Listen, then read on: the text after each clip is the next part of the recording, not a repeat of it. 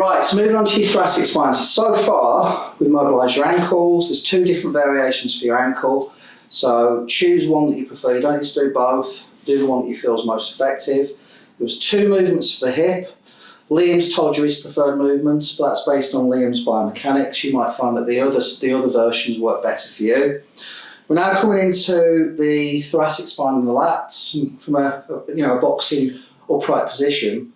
How much tightness do you feel through the sort of sides? And you get a lot down through your lats, especially if you've had some days you might just don't want to be concentrating on boxing, so that's a lot of work that's getting put down these areas, from twisting, from punching, from hitting pads, from sparring, from hitting the heavy back. It's a lot of force that goes through your arm and down your spine into your lats. Because your muscles act like shock absorbers, don't they, essentially? Yeah. Well, I did a full day of boxing yesterday.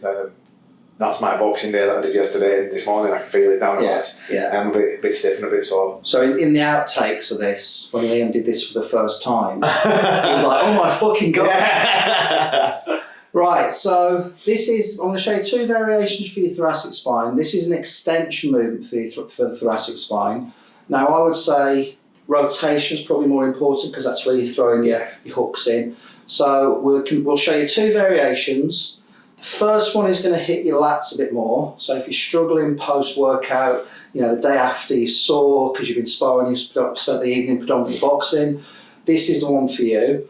If you're about to go into some sparring or some bag work or some pad work, then the rotation one probably works better because that allows you to start throwing those hooks in.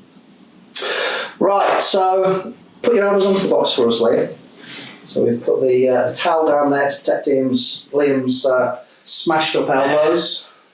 And what you're going to do here, you're going to make sure your elbows are closer than your hands. And again, as soon as you do that, you'll find that actually starts to activate your lats better. Yeah. And then just literally from there, head down, in line with the spine, rock backwards. Now try and bring the dowel over the top of the head.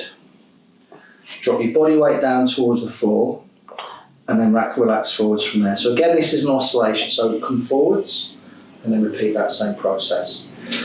Now if this is pre-workout, remember what we said about pre-workout stretching, this is again one of those things I think in a lot of combat sports, the kind of science hasn't necessarily hit the combat sport coaches in many respects, and that's not, I'm not generalising there. That's true. I think there's a lot of people still doing old school stuff.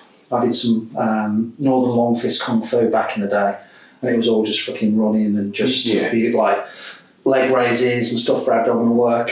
And the science these days has meant that there's some really effective ways and means to sort of do things more effectively, more efficiently. So you're going to do back into that position for me, dude. So each time you go back into your stretch, come forwards from there, you should find you can open up a little bit more. So the first few times you do it, obviously Liam's sore from boxing last night, but as he goes further into each repetition, you'll find that you can get more and more out of the stretch. So if you think back to what he looked like at the first rep, in comparison to his rep now, he's actually working a lot harder. Now, does that feel less uncomfortable with those first few reps? It starts to open up. So it's really started to open up a bit.